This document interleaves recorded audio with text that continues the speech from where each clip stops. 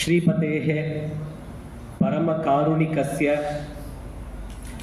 परवासुदेवस्य निवृत्ति प्रवृत्ति मार्ग तत्पराणाम् अभयदायकस्य श्री द्वारकाधीशस्य अस्मिन् क्षेत्रे अस्मद्गुरूणां श्री श्री दीक्षितवर्याणां परमानुग्रहेण अव्याजकरुणया च यतः अस्माकं कालेषु एतादृश अवकाशः कुत्रापि न श्रुतः यत्र गुरवः एव शिष्यान् समाहूय एवं सभां परिकल्प्य एवं भवन्तः कुर्वन्तु इति न श्रुतम् अस्माभिः न श्रुतपूर्वोऽयं विकल्पः इति तादृशेषु अस्मिन् कार्येषु वयं सर्वेपि कृतपुण्याः एव इति वक्तुमिच्छा। तत्रापि विशेषतया श्रीमद् रामायणे अर्थशास्त्रम् इति विषयम् अधिकृत्य अद्य किञ्चित् विवक्षा अस्ति। रत्नाकराधौतपदां हिमालयकिरीटिनीं ब्रह्मराजर्षि रत्नाढ्यां वन्दे भारतमातरम्। वयं सर्वे द्वारकाक्षेत्रे इदानीं श्रीमद्भागवत ब्रह्मसत्रं कर्तुम् उद्युक्ताः स्मः।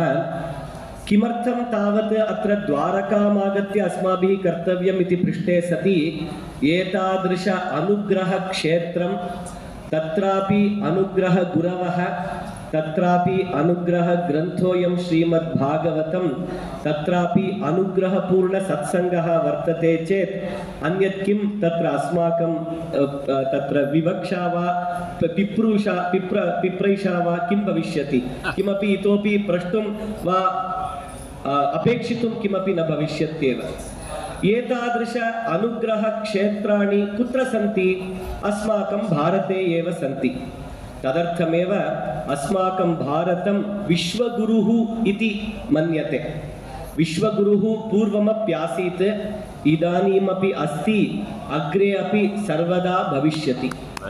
एतादृश विश्वगुरुत्व साधने तत्र प्रधान पैरामीटर इति वदन्ति। किम् इति पृष्टे सति सनातनधर्मस्य रक्षणं सनातनधर्मस्य आधारमेव भारतस्य विश्वगुरुत्वं साधयति इति तत्र न सन्देहलेशः वर्तते।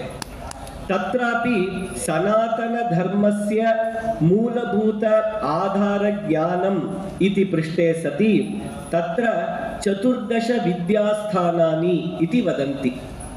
நம்ம பாரதத்துல சனாதன தர்மத்துக்கு அடிப்படையா இருக்கிறது இந்த 14 வித்யாஸ்தானம். அந்த 14 வித்யாஸ்தானத்திலேருந்து நம்ம ஆரம்பிச்சாக்க நமக்கு நிறைய ஸ்ரேயஸ் விஷயங்கள் தெரியப்படும் அப்படின்னு நினைக்கிறது. இந்த 14 வித்யாஸ்தானம் அப்படின்னா என்ன, எதனால இந்த வித்யாஸ்தானங்கள் நம்ம தெரிஞ்சுக்கணும் அப்படின்னாக்க சம்ஸ்கிருதத்துல ஒரு சுபாஷிதம் இருக்கு, நமக்கு எல்லாருக்குமே தெரியும். வித்யா ததாதி வினயம் அப்படின்னு ஒரு சுபாஷிதம். வினயாத்யாதி பாத்திரதாம் பாத்திரத்வா தனமாப்னோதி தனாத் தர்மம் தத சுகம்னு போறது அந்த சுபாஷிதம். இப்ப சாதாரணமான நம்ம ஸ்ரீ குருச்சரணாக சொன்ன மாதிரி வித்யா ததாதி வினயம். இப்ப லௌகிகமான வித்யைகள்லாம் நம்ம கத்துண்டாக்க ஒரு டாக்டர் படிப்போ இன்ஜினியர் படிப்போ நம்ம சிஏ படிப்போ படிச்ச உடனே அந்த ஃபங்க்ஷன் வேலிடிக்டரி ஃபங்க்ஷன் பண்ண உடனே நம்ம சர்வத்தையும் நம்ம தெரிஞ்சுண்டாச்சு அப்படிங்கிற ஒரு அகங்காரம் வர வாய்ப்பு அதுல இருக்கு. அதுவே நம்ம சனாதன தர்மத்தை அடிப்படையான இந்த பாரதிய ஞான பரம்பரா இததான் இன்னைக்கு இந்தியன் நாலேஜ் சிஸ்டம்ஸ் அப்படின்னு நம்ம நேஷனல் எஜுகேஷன் பாலிசியிலேயே போட்டிருக்காங்க. ஒரு விஷயம் நிறைய படிக்க படிக்க எதை தெரிஞ்சுக்கிறோம் தெரியுமோ, நாம் இன்னும் ஒன்றுமே தெரிஞ்சுக்கலை அப்படிங்கிறத தெரிஞ்சுக்கிறோம். நிறையா புத்தகம் படிக்க படிக்க நாம் இன்னும் ஒன்றுமே தெரிஞ்சுக்கலை அப்படிங்கிற எண்ணம் தான் வருது. அதுதான் வருது. அதேதான். இப்ப இந்த நம்ம பாரதிய ஞான பரம்பராவோட ஃப்ரேம்வொர்க்கை நம்ம புரிஞ்சுட்டாலே தானா வினயம் வந்துடும். அதுதான் நிஜமான இப்ப வித்யா ததாதி வினயம்ங்கிறது ஒண்ணு. அதை இப்படி பார்த்தாக்க யா வினயம் ததாதி சாயேவ வித்யா, யா வித்யா சா விமுக்தேன்னு சொல்றா இல்லையா? யா வினயம் ததாதி சாயேவ வித்யா, சா கா வித்யா? பாரதிய பரம்பரா ஞான பரம்பரா வித்யா யாஸ்தி சாயேவ வித்யா. கதம் இதி பிருஷ்டே சதி முதல்ல நம்ம வேதங்கள் 4 வேதங்கள் நம்ம பார்க்கிறோம். ரிக்யஜுர் சாம அதர்வணம். அதுல 4 விபாகங்கள் சம்மிதா பிராமணம் ஆரண்யகம் உபனிஷத். இத கத்துக்கிறதுக்கே ஒரு ஜென்மா பூர்ணமா ஆகிறது. அதுல இருந்து வேதாங்கங்கள் 6. இந்த வேதத்தை நம்ம புரிஞ்சுக்கணும், அதை நன்னா உபயோகிக்கணும், அப்படி அதை நன்னா அனுபவிக்கணும் அப்படின்னாக்க வேதாங்கங்கள் வேண்டிருக்கு நமக்கு. அந்த வேதாங்கங்கள் என்ன அப்படின்னாக்க சிக்ஷா, உச்சாரணா சாஸ்திரம். சிக்ஷா எப்படி ப்ரொனவுன்ஸ் பண்ணணும் அக்ஷரங்களை, ஹ்ரஸ்வம் தீர்க்கம் அல்ப பிராண மகாபிராண கோஷம், எங்க வந்து ஷ ஷ ச அதோட பேதங்கள், மூர்த்தன்ய சகாரம் தாளவ்ய சகாரம் இந்த பேதங்கள், விசர்காத் பரம் ஷகாரஹ ஆகச்சதி சேத் தத்ர ஸ்தகனம் கர்த்தவியம், இந்த மாதிரி நியமங்கள் எல்லாம் எடுத்துட்டு சிக்ஷா பிராதிசாக்கியம் இதெல்லாம் நமக்கு உச்சாரணம் சொல்றது சிக்ஷா. வியாக்கரணம் அப்படிங்கிறது நமக்கு கிராமட்டிக்கல் பார்ட் எல்லாமே சொல்லிக் கொடுக்கிறது. வாக்கிய நிபத்த ஞானம் இதெல்லாம் நமக்கு வியாக்கரணம். சந்தஸ் அப்படிங்கிறச்சே நம்ம காயத்ரி உஷ்ணிக்கு அனுஷ்டுப்பு பிருஹதி இத்தியாதி சந்தஸ், வேத சந்தஸ் புரோசோடி அப்படின்னு சொல்றா. இதுதான் சந்தஸ்னு வருது. சிக்ஷா வியாக்கரணம் சந்தஹ நிருக்தம். நிருக்தம்னாக்க சப்த வியுத்பத்தி ஞானம். எப்படி ஒரு எட்டிமாலஜி, ஒரு சப்தத்தோட வியுத்பத்தி. ரமயதே யோகினஹ யஸ்மின் இதி ராமஹ ஆகர்ஷணாத் கிருஷ்ண இத்யுச்யதே. இந்த மாதிரி ஒரு பதத்துக்கும் நம்ம ஓவ்ருக்ஷேதனே இதி தாத்தோஹோ நிஷ்பன்னஹ விருக்ஷஹ, இந்த மாதிரி ஒரு பதத்துக்கும் நம்ம நிஷ்பத்தி பார்க்கறச்சே அது நமக்கு அந்த சிக்ஷா வியாக்கரணம் சந்த நிருக்தத்துல கிடைக்கிறது நமக்கு. அதுக்கப்புறம் ஜோதிஷம், வேதிக் அஸ்ட்ரானமி அண்ட் அஸ்ட்ராலஜி. இப்ப இருக்கிற அந்த சாதாரணமான இருக்கிற ஜோதிஷம் இல்ல, நிறைய சொல்லிட்டே இருப்பார் நம்ம குரு. வேதிக் வேதத்துல இருக்கிற ஜோதிஷம் எந்த சமயத்துல எந்த ஹோமங்கள் ஆர் எந்த காரியங்கள் எந்த யஜ்யங்கள் பண்ணி எப்படி லோகத்துக்கு க்ஷேமத்தை உண்டாக்கணும் அப்படின்னு சஹயஜ்ஞா பிரஜா சிருஷ்டுவா புரோவாச்ச பிரஜாபதிங்கிற எந்த யஜ்ஞாதிகள் பண்றச்சே வேணுங்கிற ஜோதிஷம் இருக்கோ அதெல்லாம் நமக்கு ஜோதிஷம். சிக்ஷா வியாக்கரணம் சந்தஹ நிருக்தம் ஜோதிஷம் கல்பஹ. all the procedural aspects on how to do all of these, இந்த யஜ்யங்கள் பண்றதுக்கு பூஜைகள் விரதங்கள் இதெல்லாம் பண்றச்சே கல்பங்கள் அப்படின்னு ஒரு சாதாரணமான ஒரு ஞானமா நம்ம எடுத்துக்கலாம். இந்த 6த்துக்கும் வேதாங்கம். சோ 4 வேதங்கள் 6 வேதாங்கம் 4 + 10 வந்துடுறது நமக்கு. இதுக்கப்புறம் நம்ம எடுத்துக்கிறச்சே அங்கானி வேதாச்சத்வாரோ மீமாம்சா நியாய விஸ்தரஹ அப்படின்னு சொல்றா. மீமாம்சா சாஸ்திரம், பூர்வ மீமாம்சை உத்தர மீமாம்சை, அதை வந்து ஒன்னா எடுத்துக்கிறார். அதே மாதிரி நியாயம் வைசேஷிகம், நியாயம் வைசேஷிகம் ரெண்டுத்தையும் சேர்த்து ஒன்னாதான் சொல்றா. மீமாம்சா நியாயம் 12 ஆறுது இதுல. இதுக்கப்புறம் புராணம் தர்மசாஸ்திரம் ச வித்யா ஹேதாஸ் சதுர்தச அப்படின்னு சிவபுராணம் அதுக்கப்புறம் விஷ்ணு புராணம் இத்தியாதி புராணங்கள்ல உல்லேகம் பண்றா. அப்படின்னா என்ன ஆறுது? புராணம் அப்படிங்கிற வேர்டுல இதிஹாசம் புராணம் 2 இதிஹாசங்கள், 18 பிரதான புராணம், 18 உப புராணங்கள், அதுக்கப்புறம் வந்த கிரந்தங்கள் புராண சதிருஷமான கிரந்தங்கள். இது பூர்ணமா சேர்த்து ஒன்னாருது புராணம். தர்மசாஸ்திரம் எல்லாமே ஸ்மிருதி கிரந்தங்கள் என்னென்ன இருக்கோ, யாக்ஞவல்கிய ஸ்மிருதி, காத்யாயன ஸ்மிருதி, கௌதம ஸ்மிருதி, விஸ்வாமித்ர ஸ்மிருதி, மனுஸ்மிருதி, நாரதீய ஸ்மிருதின்னு பெரிய லிஸ்ட் இருக்கு. அதுல இது இத்தனையும் ஒன்னாயி இது இத்தனையும் 14 அப்படின்னு ஆறுது. முதல்ல 14 14 நாலேஜ் ரெபாசிட்டரிஸ் ஆர் நாலேஜ் சிஸ்டம்ஸ் அப்படிங்கிறது தான் வித்யாஸ்தானம். இதுக்கு அடுத்தது இன்னொரு 4 சேர்த்து இதை 18 பண்றா, 18 ஆக்குறா. என்ன பண்றான்னாக்க இந்த சௌனகர் அப்படிங்கிறவர் சரண வியூகம்னு ஒரு கிரந்தம் பண்றார். அதுலதான் இந்த எல்லா வேதங்களோட எத்தனை மண்டலங்கள் எத்தனை சாக்கை எத்தனை இதுன்னு ரொம்ப விஸ்திருத்தமா சொல்லியிருக்கா. இன்னைக்கும் அந்த கிரந்தம் கிடைக்கிறது நமக்கு. அதே மாதிரி இன்னும் 2-3 ரிஷிகள் அந்த சரண வியூக கிரந்தம் பண்ணி இந்த நாலேஜ் சிஸ்டம்ஸோட ஃப்ரேம்வொர்க்கை அவ அதுல கொடுத்துருக்கா. சோ ரிக்வேதஸ்ய ஆயுர்வேதः, யஜுர்வேதஸ்ய தனுர்வேதः, சாமவேதஸ்ய காந்தர்வம் அதர்வ வேதஸ்ய அர்த்தசாஸ்திரம் அப்படின்னு சொல்லி 4 உபவேதங்களை சேர்த்தோனையும் இது 18 ஆறுது. இப்ப இந்த 18ங்கிறது ஒரு சின்ன ஃப்ரேம் ஒர்க், நம்மளோட பாரதிய ஞான பரம்பரால இருக்கிற ஒரு சிங்கிள் ஸ்டார்டிங் பார்ட் ரெஃபரன்ஸ், அவ்வளவுதான்.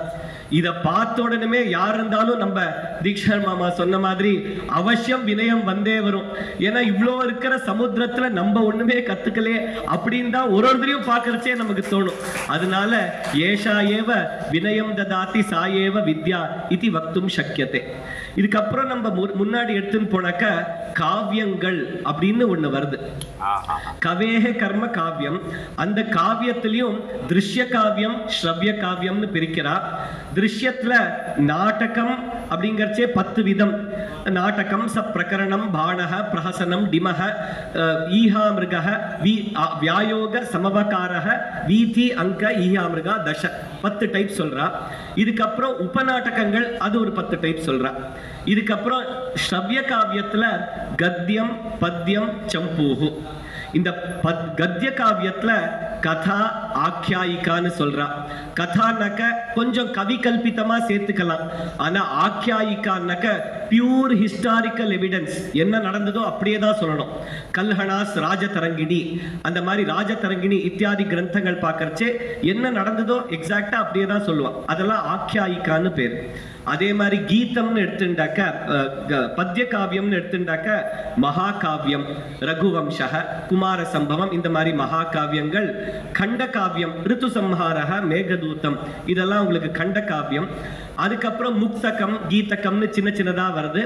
சம்பூங்கிறது இதெல்லாம் மிஸ்ரணம் வருது. ஸோ இப்படி கவி காவியங்கள் சிலது இருக்கு. இதுக்கப்புறம் நீதி காவியங்கள் அப்படின்னு நிறைய போறது. பஞ்சதந்திரம், ஹிதோபதேசம், இதெல்லாம் ஒரு தனியா சிலதெல்லாம் பயின்றிருக்கு. இதுக்கப்புறம் இன்னும் கொஞ்சம் டொமைன் பேஸ்டு சுல்ப சூத்திரங்கள், கணித சாஸ்திரங்கள், விமான சாஸ்திரம், பாரத்வாஜஸ்ய விமான சாஸ்திரம், மாதவிய கணித சாஸ்திரம், லீலாவதி பாஸ்கராச்சாரியர் அவரோட லீலாவதி, இந்த மாதிரி டொமைன் பேஸ்டு விஷயப்பரமான கிரந்தங்கள்லாம் இருக்கு. இது இத்தனையும் ஓரளவுக்கு வச்சிருந்தா கூட இது இத்தனையும் கேவலம் சம்ஸ்கிருத பேஸ்டு இந்தியன் நாலேஜ் சிஸ்டம். இதுல இருந்து ரீஜனல் இந்தியன் நாலேஜ் சிஸ்டம்க்கு வந்தாக்க நம்ம தமிழ்ல நம்ம திருவாச்சகம், திருக்குறள் இந்த மாதிரி எடுத்துட்டு, கர்நாடகாக்கு வந்தா பம்பா, ரன்னா, ஹொன்னா, இந்த பக்கம் ஆந்திராக்கு வந்தாக்க போத்தன்ன பாகவதம்ல இருந்து எவ்வளவு வேணாலும் எடுத்துட்டே போலாம். ஒரிசாக்கு போனா அவளோட ராமாயணங்கள், இந்த பக்கம் மகாராஷ்டிராக்கு போனாக்க ஞானேஸ்வரி அவரோட ராமாயணம், அவரோட பாகவதம், அந்த மாதிரி போறது. இந்த மாதிரி பூர்ண பாரதத்துல ரீஜனல் லாங்குவேஜ் அப்படின்னு எடுத்துட்டாக்க அது ஒரு சமுத்திரம். துளசிதாஸ் ராமாயணம் அது ஒரு சமுத்திரம். இதுக்கு அடுத்தது சரி இதெல்லாம் இதோட முடிஞ்சுட்டா அப்படின்னாக்கா இல்லையே, இது ரொம்ப சின்ன பார்ட்டு, இதை விட பெரிய பார்ட் இருக்கு. என்ன அப்படின்னாக்கா இது இத்தனையும் டாக்குமெண்டட் நாலேஜ் சிஸ்டம்ஸ். இதை தவிர அன்டாக்குமெண்டட் நாலேஜ் சிஸ்டம்ஸ் எப்போதுமே நம்ம ஆச்சாரியால் அவர் சொல்லுவார் கதையில, நீ தர்மசாஸ்திரம் தெரிஞ்சுக்கணும்னா எங்க போனோம் அப்படிங்கிற மாதிரி. இதெல்லாம் documented traditions, knowledge, customs, practices, நம்ம தாத்தா பாட்டி அவள்கிட்ட இருக்கிற நாலேஜ் எது இருக்கோ அது இது எல்லாத்தையும் விட நிறைய இருக்கு. அன்டாக்குமெண்டட் டாசிட் நாலேஜ் அப்படின்னு சொல்றா. இது அவ்வளோ இருக்கு. இது எத்தனையும் ஓரளவுக்கு ஒரு ஃப்ரேம் ஒர்க்ல சேர்த்தா இதுக்கு ஒரே ஒரு வேர்டு என்னன்னாக்க பாரதிய ஞான பரம்பரா, இந்தியன் நாலேஜ் சிஸ்டம்ஸ்.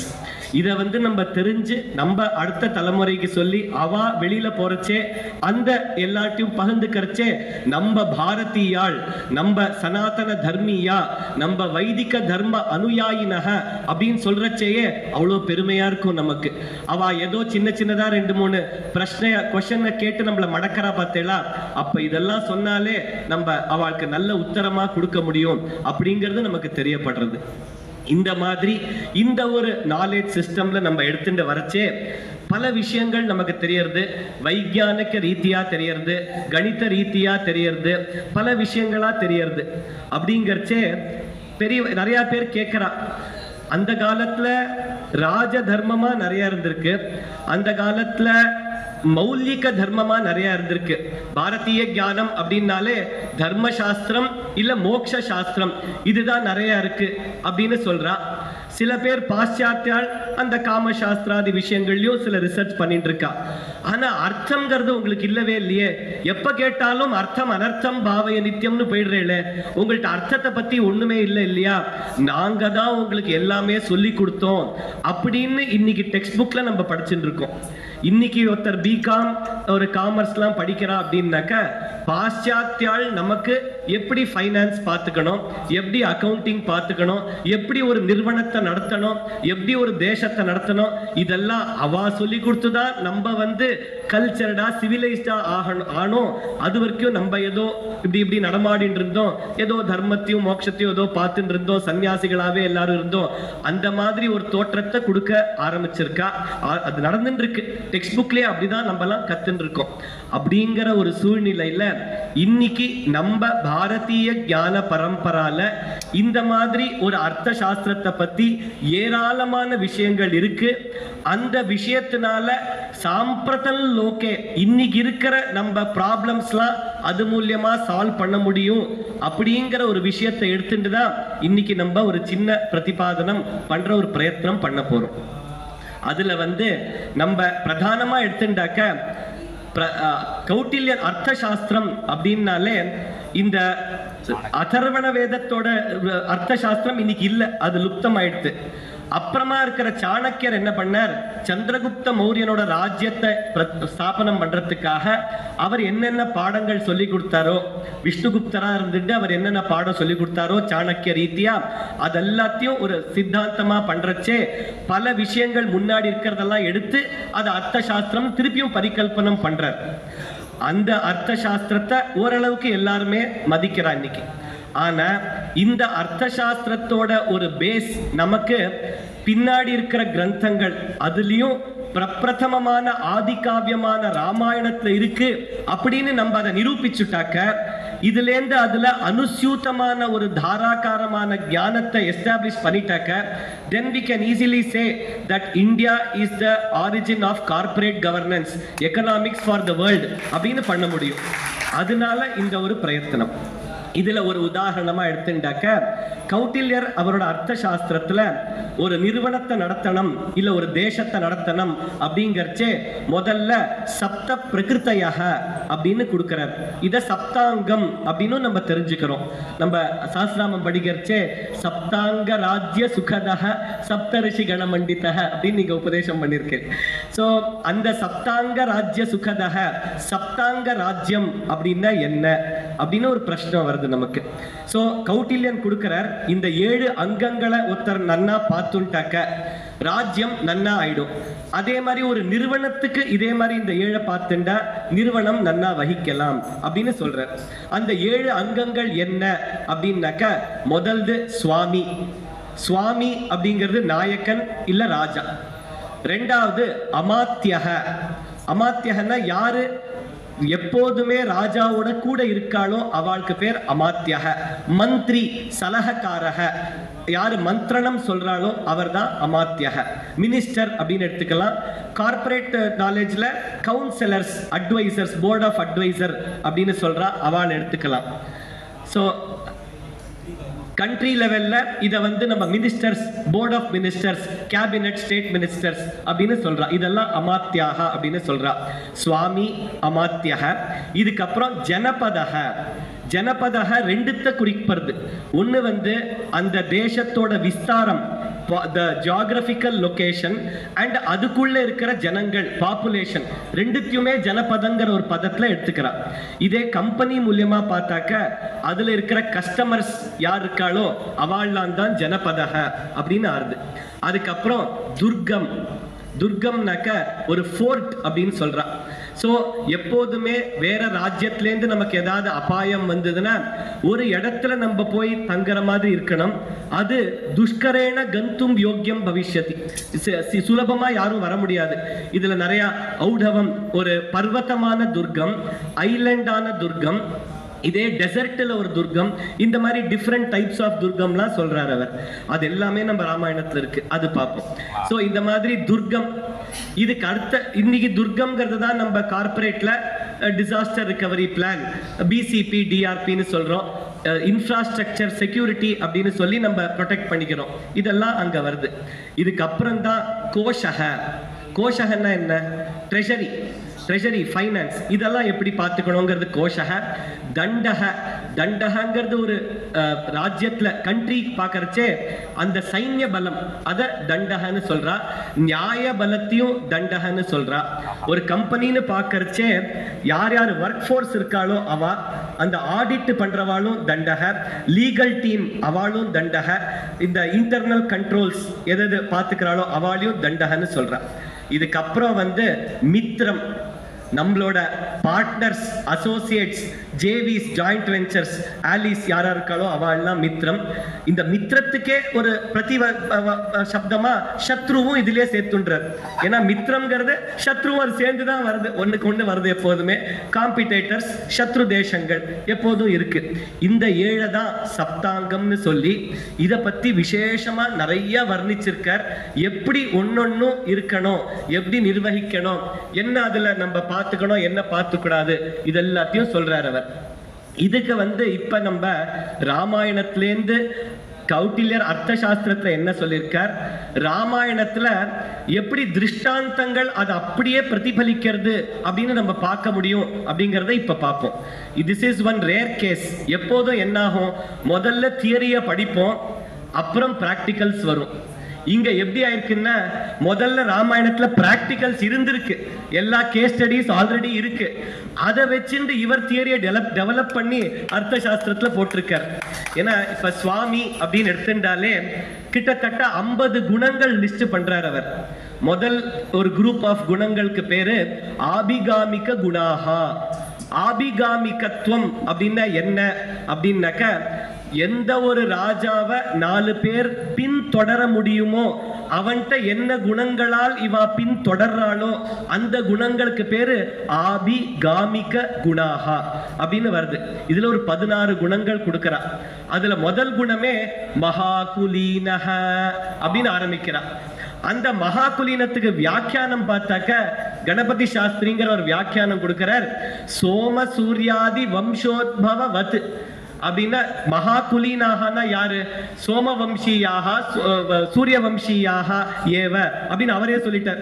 அப்ப டைரக்டா நமக்கு எந்த சூரிய வம்சத்திலேருந்து ராமர் வராரோ அந்த பிரம்மா, மரீச்சி, விவஸ்வானு, மனுஹு, திரிசங்கு எல்லாருமே, ரகு, திலீபர், நம்ம பாலகாண்டத்துல ஃபுல் செட் வருது. அந்த ஒரு சூரிய வம்சம் இல்ல, அதுக்கப்புறம் வர நிமிலேருந்து ஆரம்பிச்சு நம்ம ஜனகர் வரைக்கும் இருக்கிற அந்த சோம வம்சமோ, இந்த மாதிரி மகாகுலீனாக சுவாமி யோக்யாக அப்படிங்கிற ஒரு முதல்துக்கே நமக்கு பிராக்டிக்கலா இங்க கிடைக்கிறது. அதுக்கப்புறம் தெய்வ புத்தி சத்வ சம்பன்னாக அப்படின்னு சொல்றா. அதுக்கு இங்க நமக்கு பிராக்டிக்கல் எக்ஸாம்பிள். சோ ஆபிகாமிக குணாக, பிரக்ஞா குணாக, உற்சாக குணாக, அதுக்கப்புறம் சுவாமி சம்பத் அப்படின்னு சொல்லிடுறா, பர்சனல் குவாலிட்டிஸ். ஸோ பிரக்ஞா குணாக அப்படிங்கிறச்சே சுஷ்ரூஷா, முதல்ல அதுல சுஷ்ரூஷா ஸ்ரோத்தும் இச்சா, ததனந்தரம் ஸ்ரவணம் கர்த்தவியம், ததனந்தரம் கிரகணம் கர்த்தவியம், ததனந்தரம் தாரணம் கர்த்தவியம், ததனந்தரம் ஊஹாபோஹ விஜ்ஞான பட்டுத்வம் பவித்தவ்யம், கதம் ஊஹாபோஹத்வம் கர்த்தும் சக்கியதே இத்தியாதி. இதெல்லாம் எடுத்தாக்க பிரக்ஞா குணாக, தீமான் அப்படிங்கிற பதத்துக்கு இதுதான் அர்த்தமா சொல்றா. சோ இந்த குணங்கள்லாம் சேர்த்து பிரக்ஞா குணாக. இதுக்கப்புறம் உற்சாக குணாக, அதுக்கப்புறம் சுவாமி சம்பத்துன்னு 22 குணங்கள். இந்த 22 குணங்கள் என்னன்னாக்க, இன்னைக்கு நிறைய பேர் வேற தேசங்கள்ல நம்ம சில நமக்கு தெரிஞ்ச உதாரணங்கள்லாம் சில நாயக்கால்லாம் பார்க்கிறோம். அவ சொல்றா, நாங்க இந்த காரியத்துல எப்படி இருக்கோம்னு பாருங்கோ, எங்களோட பர்சனல் லைஃப்ல நாங்க எப்படி இருக்கோம்னு பார்க்காதீங்கோ அப்படின்னு ஓப்பனாவே சொல்லிடுறா.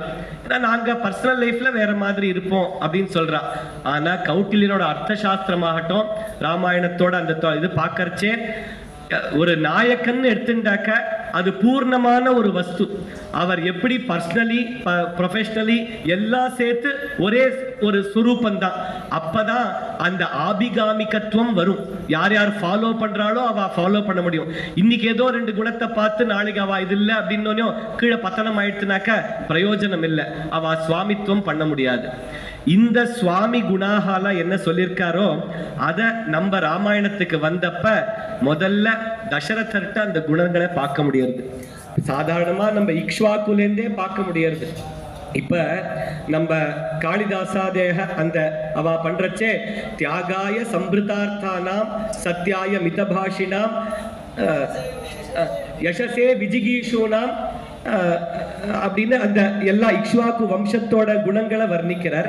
அந்த எல்லா இக்ஷ்வாக்கு ராஜாக்கு எல்லாருக்குமே இந்த எல்லா சுவாமி குணங்களும் இருந்தது. அதுல தசரதருக்கு ரொம்ப விசேஷமா இருந்தது.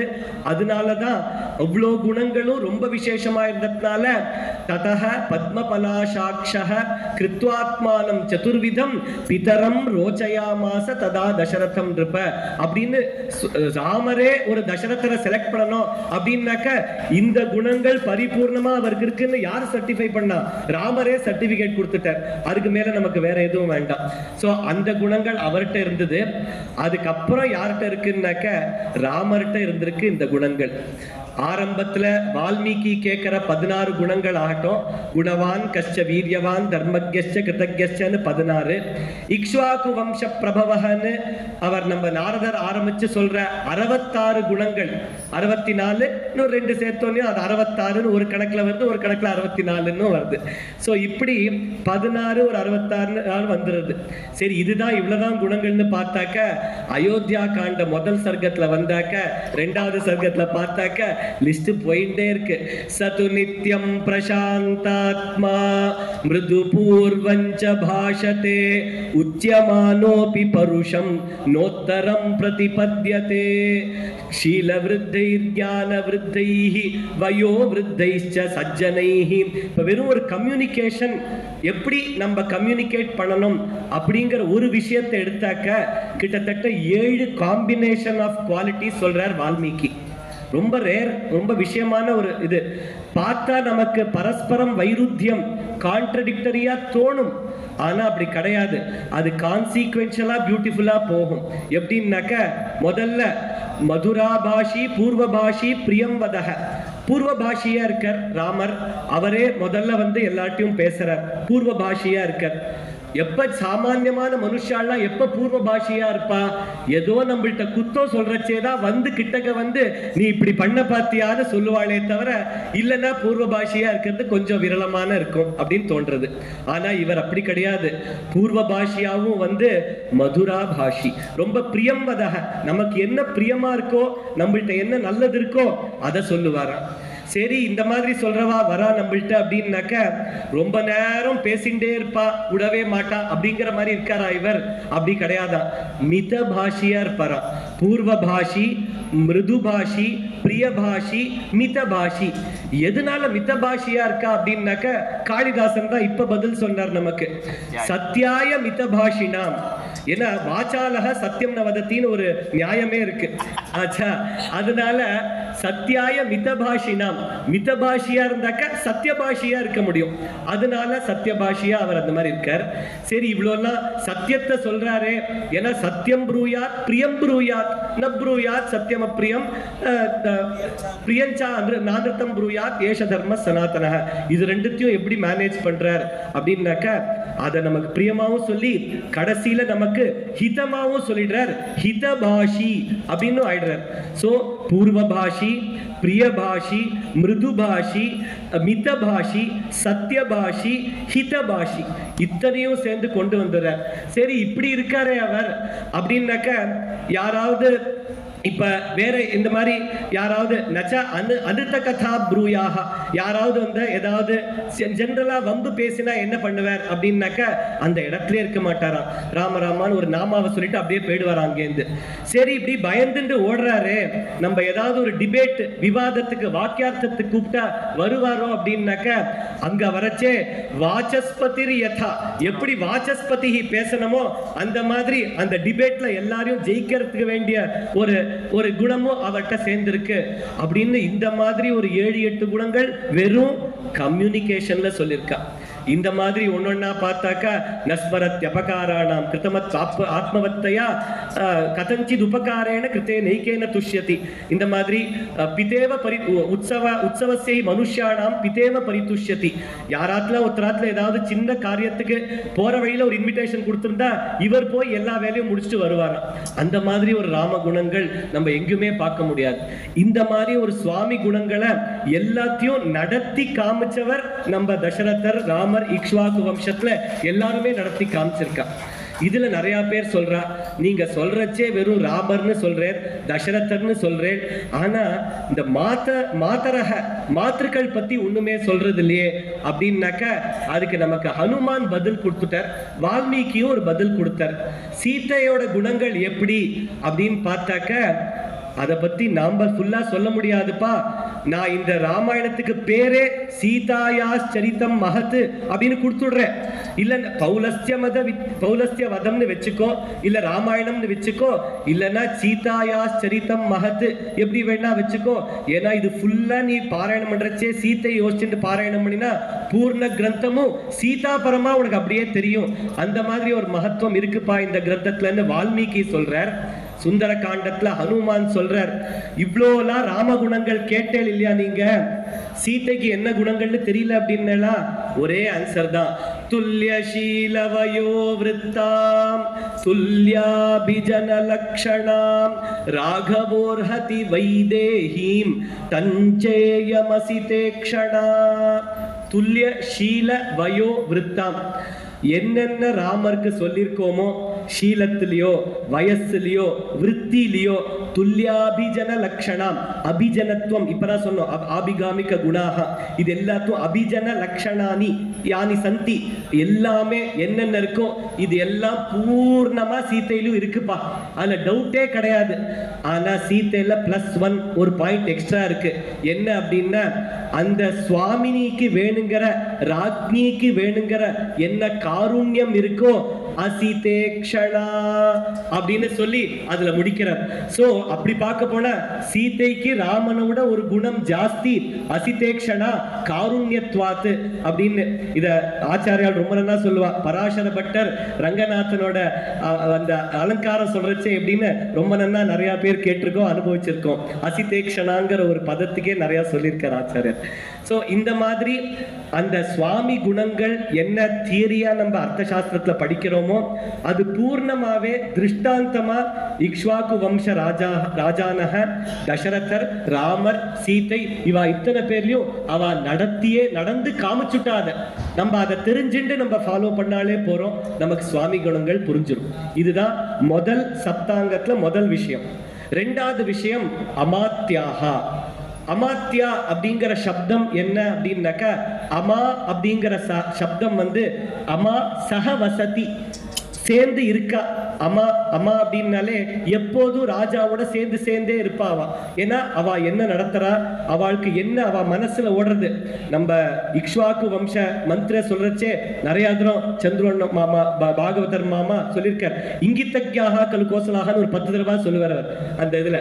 மந்திரஜ்யாஸ் செங்கிதஜ்யாஸ்ச, அந்த மாதிரி நித்தியம் பிரியஹிதேரதாக இந்த மந்திரினக. அதனால எப்போதும் அவளோடே இருப்பா. அவ ஏன்னா இங்கிதஜ்ஞாளா இருக்கணும்னா பக்கத்திலேயே இருக்கணும். இந்த அமா சப்தம் முதல்ல நமக்கு எங்க வருது அப்படின்னு பார்த்தா வேதத்திலேயே வருது. எங்க வருதுன்னாக்க நம்ம எப்போதும் டெய்லி சொல்ற இந்த உதக சாந்தியில முதல் வாக்கியமே அதுதான். கிருணுஷ்வபாஜ பிரசித்தின்ன பிருத்வீம் யாஹி ராஜே வாம வாகும் இபேன. அந்த மந்திரத்துல ஹே அக்னே, ஓ அக்னியே, நீ நல்ல ராஜா எப்படி அமாவான் ராஜா இபேன சக யதா ஆகச்சதி, எப்படி ஒரு அமாத்தியரோட கூடிய ஒரு ராஜா அந்த பெரிய யானை மேல ஏந்திருந்து வராரோ அந்த மாதிரி நீ தைரியமா ரக்ஷசஸ் தபிஷ்ட, எல்லா ராட்சசாலையும் துவம்சம் பண்ணி என்னை காப்பாத்துப்பா அப்படிங்கிற இடத்துல அமா சப்தத்தை நம்ம முதல்ல வேதத்துல பார்க்க முடியாது. ரிக்வேத மந்திரத்தை தான் யஜுர்வேதத்துல எடுத்துக்கிறோம். இந்த அமா சப்தத்தை எடுத்துட்டு தான் அமாத்திய அமாத்யாஹா அப்படின்னு நமக்கு வருது. ராமாயணத்துல பார்க்கறச்சே 8 பேர் திருஷ்டிஹி, ஜெயந்தஹ, விஜயஹ, சித்தார்த்தஹ, ஹ்யர்த்தசாதகஹ, அசோகஹ, மந்திரபாலஸ்ச, சுமந்திரஸ்சாஷ்டமோ மதாஹ. இந்த 8 பேர் தான் இந்த பிரதான மந்திரி பதவியில, அமாத்திய பதவியில இருக்கா.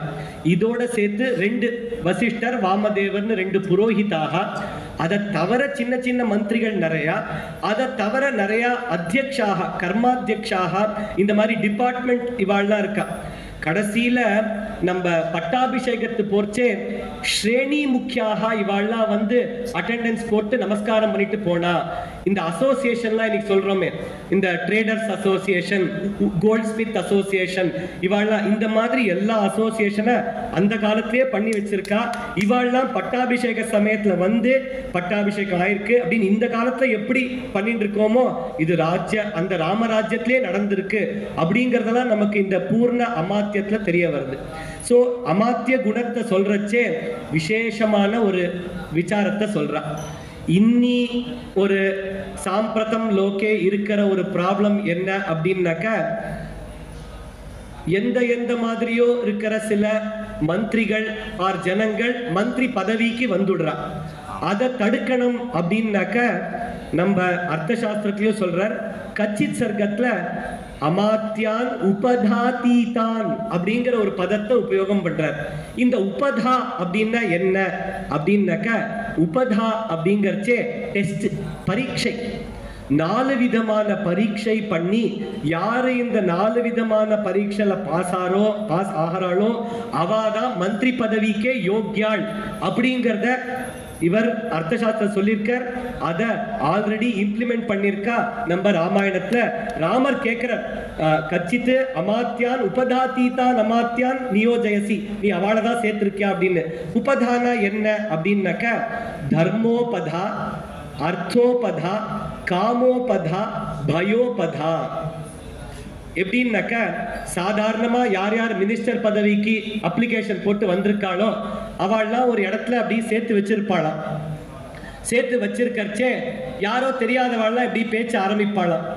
உங்களுக்கு தெரியுமா, இந்த சனாதன தர்மம் அந்த பதம் இதே மாதிரிதான் அங்கேயும் பேசுவாளாம். இன்னைக்கு யாரோ பேசினாலே அந்த மாதிரிதான் அன்னைக்கும் பேசியிருப்பாளாம் ஒருத்தர். அப்படி பேசறச்சே இந்த அமாத்தியனுக்கு அப்ளிகேஷன் போட்டவர் எப்படி அதுக்கு பிரதிஸ்பந்திக்கிறார் அப்படின்னு பாப்பாளாம். அவளும் ஆமாமா இப்படிதான் அப்படின்னு அவரும் ஆரம்பிச்சாருனாக்க அப்படியே அங்கேருந்து அந்த பக்கமா வெளியில கிளம்பிடுங்கன்னு அனுப்பிச்சு விட்டுருவாளாம். அதுவே அவ இல்ல, நான் இந்த தர்மத்தை இப்படி இது நான் நிக்கிறேன் அப்படின்னு நின்றுனாக்க அடுத்த கேட்டுல உள்ள விடுவாளாம். அங்க வந்து அர்த்தோபதா, அவ நிறைய பைசா பணங்கள்லாம் வச்சு அப்படி அதுல எடுக்க முடியற மாதிரியே வச்சிருப்பாளாம். அதை எடுக்காமையோ அதுலேருந்து தாண்டி யாரு போறாளோ அவாதான் அதுல ஜெயிக்க முடியுமா. அர்த்தோபதா டெஸ்ட், அதை பாஸ் பண்ணி உள்ள போனோனையும் காமோபதா, நிறைய அவளுக்கு வேணுங்கிற விஷயங்கள், போக்கிய வஸ்துகள் நிறைய இருக்கும். அதுலயும் யாரும் ஃபெயில் ஆகாம முன்னாடி போனாக்க பயோபதா. ஏன்னாக்கா இன்னைக்கும் நம்ம சைனிக்காளுக்கெல்லாம் இந்த பயோபதாத்வம் பண்ணி அவளை எப்படியா இன்னைக்காவது சத்ரு சைன்யத்துல மாட்டின்றாலும் கொஞ்சம் கூட பயப்படாம எந்த ரகசியத்தையும் வெளியில விடாம பண்ணணும் அப்படிங்கறத அந்த பயோபதா டெஸ்ட் பாஸ் பண்ணணும். அது பாஸ் பண்ணினாதான், இந்த 4 டெஸ்ட் பாஸ் பண்ணினாக்க அவ அமாத்தியாளா ஆக முடியும். இன்னைக்கு இந்த டெஸ்ட்டை நம்ம இம்ப்ளிமெண்ட் பண்ண முடியுமா அப்படிங்கறதா ஒரு क्वेश्चन. இதை நம்ம விசாரத்துல நம்ம டெக்ஸ்ட் புக்லயும் நம்ம இதுலயும் கொண்டு வந்தாக்க அதை பத்தி தெரிஞ்சாவது அதை எடுத்துட்டு போகலாமே அப்படிங்கிற ஒரு ஆசை தான் இந்த மாதிரி ஒரு பிரதிபாதனத்துக்கு ஒரு இன்ஸ்பிரேஷனா இருக்கு. சோ இந்த மாதிரி அமாத்தியால் யார் இருந்தா அப்படின்னு பார்த்தாக்க, நமக்கு பிரதானமா நிறைய அமாத்தியாக எல்லாருமே இருந்திருக்கா. பட் முதல்ல பார்த்தாக்க நிறைய பேர் அமாத்தியன் இவர் அப்படின்னு ரெகக்னைஸ் பண்ண ஒரு யாரு அப்படின்னாக்க, வீர சூர தீர பராக்கிரம ஆஞ்சநேய சுவாமி தான். ஏன்னா யார் யார் பண்ணினார், சுக்ரீவன் என்னோட அமாத்தியன்னு சொல்றது பெரிய விஷயமே இல்லை. ராமர் கூட நீதாம்பா அமாத்தியனா இருந்து இந்த அங்குலியகத்தை எடுத்து ஒரு தூதனா போய் கரெக்டா என்ன பேசணுமோ அதை பேசி எல்லாம் முடிக்கணும் அப்படின்னு அனுப்புறார். அவர் போனோன்யமும் கூட அந்த மனோஜவத்துவம் ஆகட்டும், வேகமா போனதாகட்டும், அங்க மாருத துல்லிய வேகத்துல எல்லாத்தையும் பார்த்ததாகட்டும், அங்க இருக்கிற அந்த 9வது சர்க்கம் விசேஷமா ஆச்சாரியால் சொல்லுவா, இதுக்கு மேல நான் வர்ணனம் பண்ணா எம்எல்ஏ சந்தேகம் வந்துரும் உங்களுக்கு அப்படிம்பார் ஆச்சாரியால் எப்போதும். அந்த மாதிரி ஒரு வர்ணனம் பண்ணியிருக்கிற ஒரு சர்க்கம், அப்படி இருக்கிற சர்க்கத்தையும் தாண்டி அவர் ஹனுமார் போறார் அப்படின்னா இந்த காமோபதா அர்த்தோபதா எல்லாத்தையும் ஜெயிச்சு காமிக்கிறார், பிராக்டிகலா காமிச்சிருக்கார் அவர். அப்புறம் சொல்றார், அதுக்கப்புறமாவும் ஒரு டவுட் வருது பார்த்தேல அவருக்கு, அதை கிளாரிஃபை பண்ணிக்கிறதுக்கு மனோஹிஹே துசர்வேஷாம் இந்திரியாணாம் பிரவர்த்தனே சுபாசுபா ஸ்வவஸ்தாசு தச்சமே சுவ்யவஸ்திதம் அப்படின்னு தனக்கே அட்ஜஸ்ட் பண்ணிட்டு சரி பண்ணிட்டு அங்கேருந்து உள்ள போறார். போயிட்டு எல்லா விஷயத்தையும் முதல்ல அந்த ஜிதேந்திரியத்துவத்தை காமிச்சு புத்திமதாம் வரிஷ்டமா முதல்லயே அந்த அங்குலீகத்தை கொடுக்காம நல்ல ஆஸ்வாசனம் படுத்தி ராமாயணத்தை சொல்லி மிருத சஞ்சீவனமான ராமாயணத்தை சொல்லி அந்த சீத்தையோட மனசை சரி பண்ணி அதுக்கப்புறம் ராமகுணத்தை சொல்லி அதுக்கப்புறம் சீத்தை இன்னொரு தரம் கேட்டு பார்க்கறா.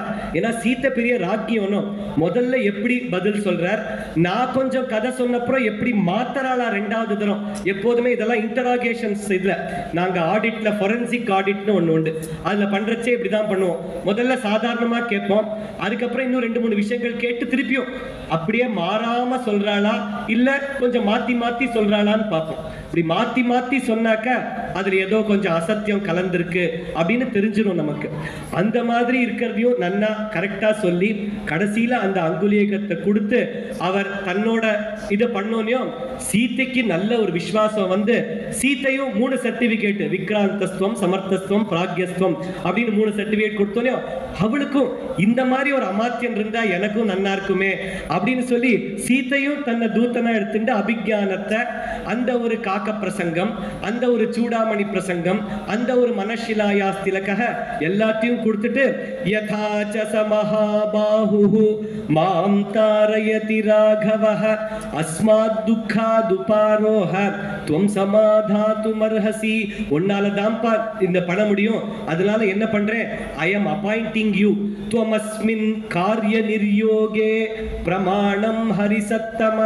எதுக்கு, ராகவஸ்த்வத் சமாரம்பாத் மயி யத்ன பரோ பவேத், நீ போய் சொன்னப்புறம் ராகவர் என் மேல பூர்ணமான யத்தனம் பண்ணி சீக்கிரமா இங்க வர வைக்கிறதுக்கு இருக்கிற சாமர்த்தியம் உனக்கு ஒத்தட்டதான், அந்த மினிஸ்டீரியல் குவாலிட்டிஸ் ஒன்ட்டதான் இருக்குங்கிறார். துவமஸ்மின் காரிய நிர்யோகே பிரமாணம் ஹரிசத்தம ஹனுமன் யத்னமாஸ்தாய துக்கக்ஷயகரோ பவ அப்படின்னு ஒரு காரிய சித்தி மந்திரத்தையும் சொல்ற. இந்த மாதிரி பூர்ணமான அமாத்திய குணங்களை பார்க்கணும்னாக்க நமக்கு ஹனுமான்ட்ட கிடைக்கிறது.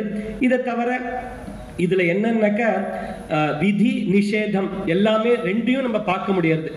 ராமவத் வர்த்தித்தவ்யம் நது ராவணாதிவத், சுவாமி குணத்திலையும் வாலி ராவணம் இவ்வாறு மாதிரி இருக்கக்கூடாதுங்கிறதும் நமக்கு தெரியறது. அதுலயே கச்சித் சர்க்கத்திலே அவர் சொல்றார், ராஜதோஷாம் சதுர்தச அப்படின்னு 14 தோஷங்கள் சொல்றார். அதுல முதல் குணமே நம்ம பார்த்தா இன்னைக்கு நிறைய பேர் ராஜாவா இருக்க முடியாது. நாஸ்திக்யம் அப்படின்னு முதல் குணமே அதுதான். நாஸ்திக்யம், அன்ருதம், குரோதஹ, பிரமாதம், தீர்க்க சூத்திரதாம். சோ நாஸ்திக்யமா இருந்தவாள நம்ம ராஜாவாவே ஆக்க முடியாது.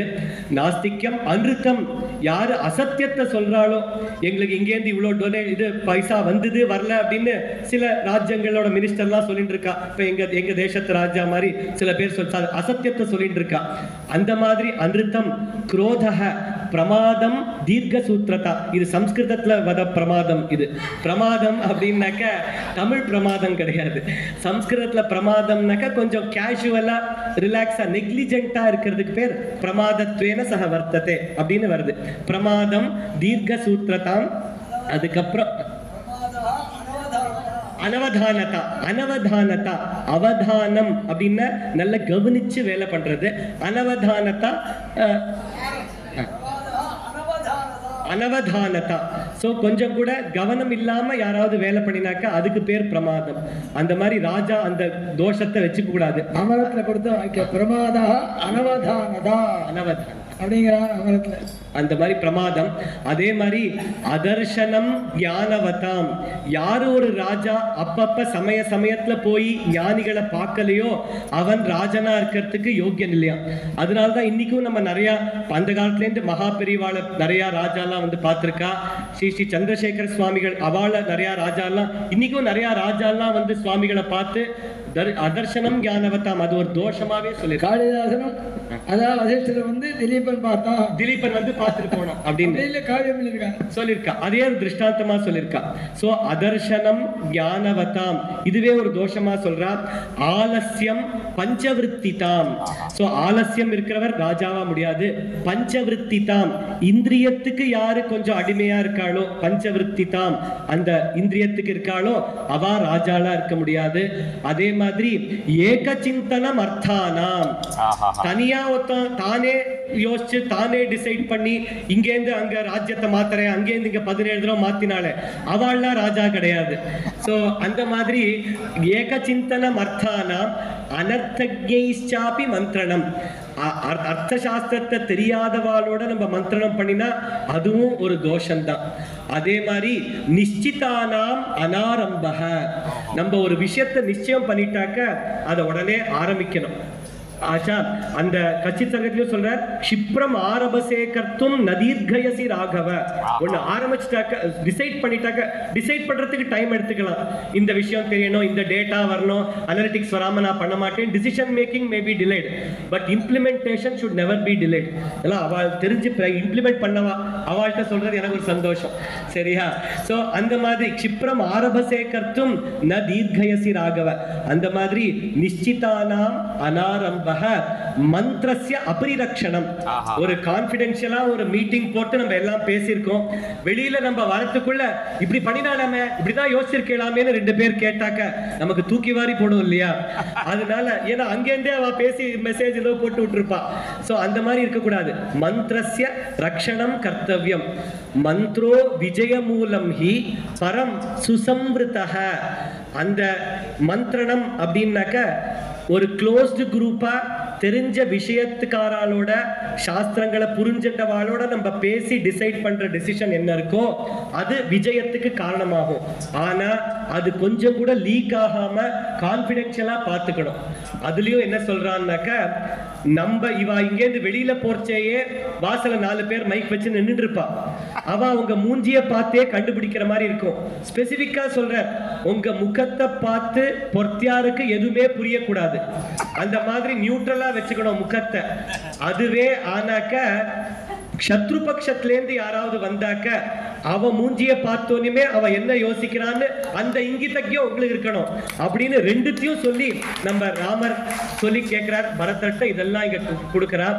அதுக்கப்புறம் கடைசியில வந்து மங்களாத்ய பிரயோகம் ச, மங்கள வஸ்துகளை பிரயோகம் பண்ணாம இருக்கிறது அதெல்லாமும் ஒரு தோஷம். சமுத்தானம் ச சர்வதஹ, இது கடைசி 14வது தோஷம் சொல்றா. இதுக்கு சாதாரண அர்த்தம் என்ன சொல்றான்னா, ராஜா தன்னோட சிம்மாசனத்துல இருக்கிறச்சே யாரு வந்தாலும் ஏந்துக்க கூடாது, ஒரு புரோட்டோகால் இருக்கு. அந்த இன்னைக்கும் ஃபாலோ பண்றா. இந்த ராஜா வந்தா இவர் தான் ரிசீவ் பண்ணணும், இந்த அம்பாசிடர் வந்தா இவா தான் ரிசீவ் பண்ணணும்லாம் இருக்கு. அந்த மாதிரி அதை ஃபாலோ பண்ணணுங்கிறது ஒரு அர்த்தம். இன்னொரு அர்த்தம் என்னன்னாக்கா, சமுத்தானம் ச சர்வதஹல சில பேர் பாஷ்யத்துல என்ன சொல்றாங்கன்னாக்கா, சும்மா சும்மாலாம் போய் யார் மேலேயோ யுத்தம் பண்ணக்கூடாது. ஆச்சா, சமுத்தானம்னா சும்மா போய் ஒரு யுத்தம், அதுவும் அன்அனௌன்ஸ்டா வார் பண்ணக்கூடாது.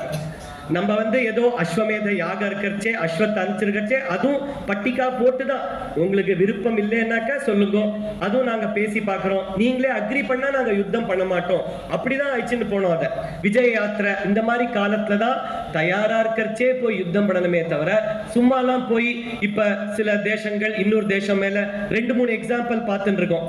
அதனால உலகத்தோட வியவஸ்தையே அஸ்தவியஸ்தமா போயிருக்கு. இந்த ஒரு சமுத்தானம் சர்வதஹ ஃபாலோ பண்ணாம இருக்கிறதுனால இன்னைக்கு ஒரு பெரிய ப்ராப்ளம் வந்திருக்கு.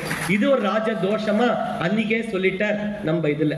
சோ இந்த மாதிரி ராஜ குணாகா அமாத்திய குணாகா நமக்கு நன்னா தெரிய வருது. அதுக்கப்புறம் வந்து முன்னாடி ஜனபதஹ, ஜனபதஹன்னா விஸ்திருத்தம். நம்ம கோசலோ நாம ஜனபதஹ முதிதஹ ஸ்பீதோ ஜனபதோ மகான். இதுலதான் லவகுஷாலே ஆரம்பிக்கிறா அந்த ராமாயணத்தை ஆரம்பிக்கிறச்சே முதல் வாக்கியம் ஸ்பீதஹ முதிதஹ ஜனபதஹ. ரொம்ப சுபிக்ஷையா ஆனந்தமா பரிபூர்ணமா இருந்த ஒரு ஜனபதம் இந்த கோசலம். அப்போ ஒரு 16 மகா ஜனபதங்கள் அப்படின்னு இருந்திருக்கு, டாக்குமெண்ட் பண்ணிருக்காவா. மிथिலை, காஷி இத்தியாதி எல்லா ஜனபதங்கள்ல இந்த கோசலம் தான் பெருசு. அதுவும் பிருத்திவியாம் சதுராந்தாயாம், பூர்ணமா சமுத்திரம் பவுண்டரி எங்கப்பா, இதுக்கு மேப் போடணும் அப்படின்னாலாம். எங்க வரைக்கும் தண்ணி வரலையோ அது வரைக்கும் எங்களோட ராஜ்யம், கவலையே படாத அப்படின்ட்டாலாம். அவ்வளோ இருக்கிற ஒரு பூர்ணமான ஜனபதம் கோசல தேசத்துக்கு சொந்தமா இருந்தது. அவ்வளோ பெரிய ஜனபதம் கோசலம். அதுல துர்க்கம் அப்படிங்கறச்சே துர்க்கத்துக்கு நிறைய விஷயங்கள் சொல்றார் அர்த்த சாஸ்திரத்துல கௌட்டில்யர். பட் பெஸ்ட் எக்ஸாம்பிள் என்னன்னா பேரிலேயே வால்மீகி கொடுத்துட்டார், அயோத்தியா. யோத்தும் ந சக்யா, யாருமே அதை ஜெயிக்க முடியாது, அதுதான் துர்க்கமா இருக்க முடியும். துர்க்கம்னாலே அயோத்தியா, அயோத்தியானாலே துர்க்கம் அப்படின்னு பேர்லயே ஒரு பிராக்டிக்கல் கொடுத்தா. அதுக்கப்புறம் நமக்கு தேவானாம் பூஹு அயோத்தியா இந்த மாதிரி நிறைய விஷயங்கள் தெரிய முடியறது. இதெல்லாம் துர்க்கத்துல பார்க்கிறோம். கோஷக, அதனால அடுத்தது விஷயம் கோஷக ரொம்ப இம்பார்ட்டன்டான. நிறைய பேர் சொல்றா உங்க என்டையர் ஞான பரம்பரால ஃபைனான்ஸ் பத்தி ஒண்ணுமே இல்லை, உங்களுக்கு நாங்க தான் டெபிட் கிரெடிட்லாம் சொல்லி கொடுத்தோம், உங்களுக்கு ஒண்ணுமே தெரியாது அப்படின்னு சொல்றா. இங்க வாப்பா, ராமாயணத்துல வா. ராமர் பரதன்ட்ட கேட்கிறார், ஆயஸ்தே விபுல கச்சித் கச்சிதல் பதரோ வ்யயஹ அபாத்ரேஷு நதே கச்சித் கோஷோ கச்சதி ராகவ. So very simple. இன்னைக்கு நம்ம பட்ஜெட் ஸ்டேட்மெண்ட் போன ஒரு 2 வாரம் முன்னாடி வந்திருக்கு. அந்த பட்ஜெட் ஸ்டேட்மெண்ட்டை எடுத்து முதல்ல படிக்கிறச்சே முதல்ல என்ன வரும்னாக்க இந்த பட்ஜெட் இப்படி பிரசன்ட் பண்ணிருக்கா, இவ்வளோ பேஜ்லாம் இருந்தது. அடுத்த பாயிண்ட் பார்த்தாலே ஃபிஸ்கல் டிஃபிசிட் இப்படின்னு ஒரு X%, 3.9%, 5.9%, 9%ல இருக்கு அப்படின்னு ஆரம்பிக்கிறான். இந்த ஃபிஸ்கல் டிஃபிசிட்னா என்ன? எப்ப வியம் ஆயத்தோட ஜாஸ்தி இருக்கோ அதுதான் ஃபிஸ்கல் டிஃபிசிட். முதல்ல ராமர் சொல்லிட்டார், ஆயஸ்தே நது கிஞ்சித் அதிகம் விபுலஹ. ஆயஸ்தே விபுல கச்சித் கச்சித் அல்ப தரோவ்யயஹ. எப்படி ஒரு பதமும் அதுல அல்பம் நாஸ்தி, அல்ப தரம் பவித்தவ்யம், தாதிருஷ வியயஹ பவித்தவ்யம்.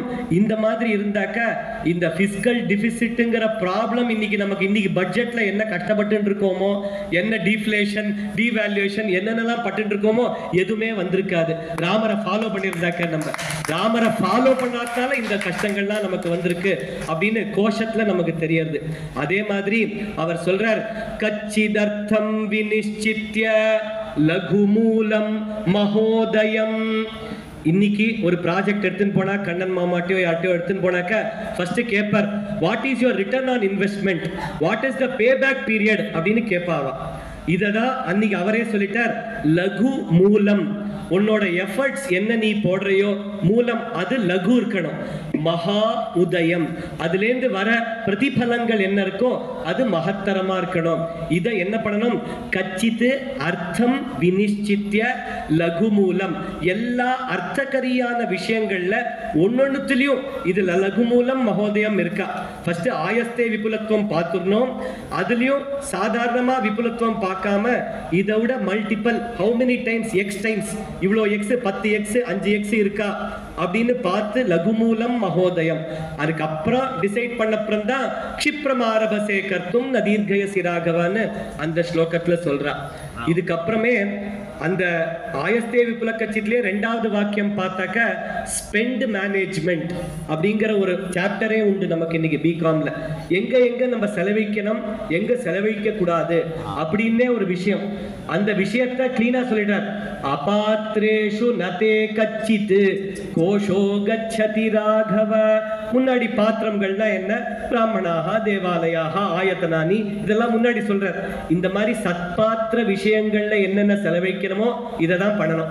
இது தவிர என்ன இருக்கோ அபாத்ரேஷு நதே கச்சித் கோஷோ கச்சதி. ₹1 கூட அதுக்கெல்லாம் செலவழிக்க கூடாது. ஒரு 10 ரூபா தானே இருக்கட்டும் பரவாயில்ல, கிடையாது. அபாத்ரேஷு நதே கச்சித் கோஷோ கச்சதி ராகவ. அப்படின்னு கிளியரா சொல்லிடுற. அபாத்திரமான விஷயங்களுக்கு ஒரு ரூபாய் கூட நீ செலவழிக்க கூடாது அப்படின்னு ராமர் கிளீனா சொல்ற. ஆயகர்மணி உபாயக்யா. யார் யாரு ஆயம் அந்த இன்கம்ல எந்தெந்த மாதிரி உபாயக்யா இருக்கோ அந்த மாதிரி வாழதான் நம்ம சேர்த்துக்கணும் வச்சுக்கணும். சந்திஷ்ட வியயகர்மணி. சந்திஷ்ட வியயகர்மணி.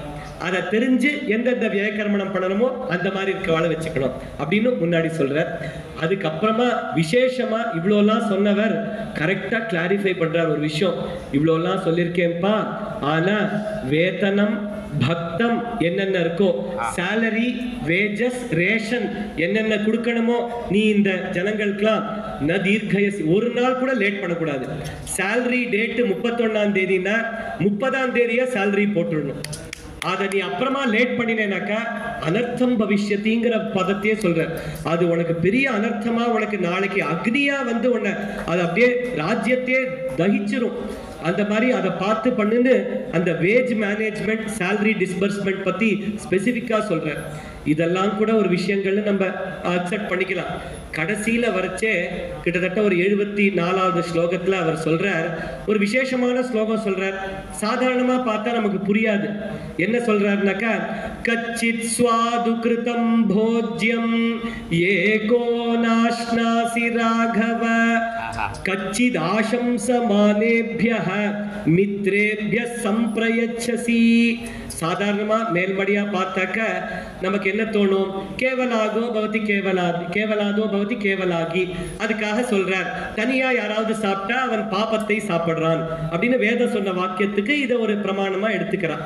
கச்சித்து ஸ்வாது கிருதம் போஜ்யம், நல்ல இனிப்பா இருக்கிற திருக்கு கொடுத்தாக்க ஏகோ ந அஷ்னாசி, ஒத்தனா நீ சாப்பிடுறது இல்ல, உன்னோட ஃப்ரெண்ட்ஸுக்கெல்லாம் கொடுத்துட்டு பண்ற அப்படின்னு நம்ம ஒரு அர்த்தத்தை எடுத்துக்கலாம். ஆனா பார்த்தாக்க பூர்ணமான கச்சித் சர்க்கம் ராஜதர்மத்துல சொல்றது.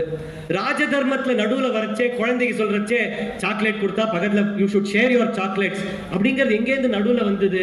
இது கொஞ்சம் அசம்பத்தமா இருக்கே அப்படிங்கிற ஒரு பிரச்சனை கேட்கறச்சே கோவிந்தராஜர் கடைசியில ஒரு 2 பதத்தை போடுறார். கனமிதி சேஷஹ அப்படின்னு ஒரு பதத்தை போட்டார்.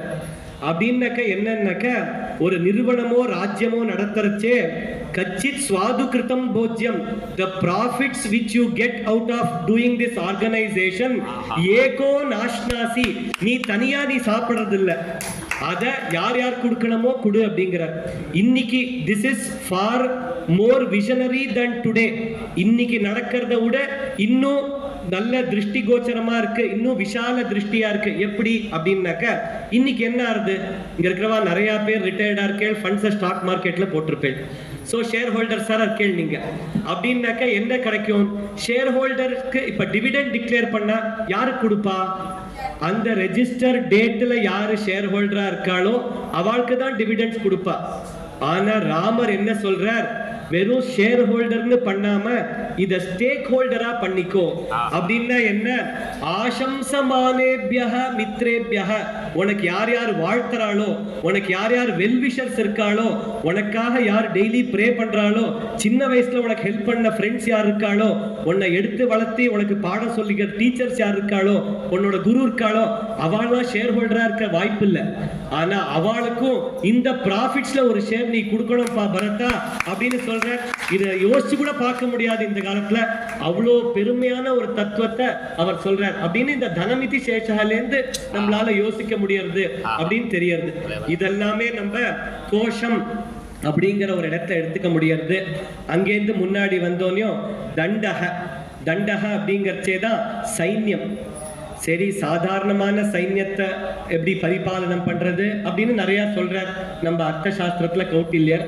ஆனா அதுவே நம்ம ராமர் என்னென்ன மாதிரி சைன்யத்தை, நரசைன்யம், வானர சைன்யம், அதுவும் யார் மேல, ராட்சச சைன்யம், அது மேல எப்படி எப்படி மேனேஜ் பண்ணணும் அப்படிங்கறதெல்லாம் பூர்ணமா பண்ணியே காமிச்சிட்டார். சாதாரணமா இப்ப இருக்கிற ஒரு டீம் மெம்பர் ஒரு ஆபீஸ்ல டீம் லீடரா இருப்பார், 3 பேர் ரிப்போர்ட்டிங் இருப்பா, அவளையே மேனேஜ் பண்ண முடியாது அந்த டீம் லீடருக்கு. Very difficult to manage sir அப்படின்னு சொல்லி பாஸ்டர் சொல்லிட்டு இருப்பார். ஆனா இங்க கோட்டிஷக இருந்த அந்த வானராலெல்லாம் சுலபமா மேனேஜ் பண்ணார் நம்ம ராமர். அததான் அந்த மாதிரி ஒரு தண்ட மேனேஜ்மெண்ட் நமக்கு ராமர் பண்ணியே காமிச்சுட்டார், விச் அவர் அர்த்த சாஸ்திரத்துல சொல்றார்.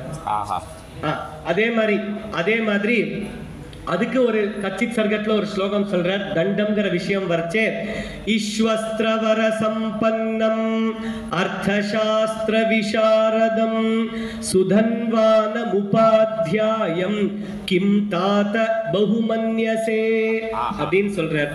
சோ இன்னைக்கு நம்ம ஒரு தேசத்தை அளக்கறச்சே, ஒரு தேசம் ரொம்ப சிறப்பான தேசம் இல்லையா அப்படின்னு கேட்கறச்சே ரெண்டு விஷயம் சொல்றா. ஒன்னு ஹார்ட் பவர், ஒன்னு சாஃப்ட் பவர் அப்படின்னு சொல்றா.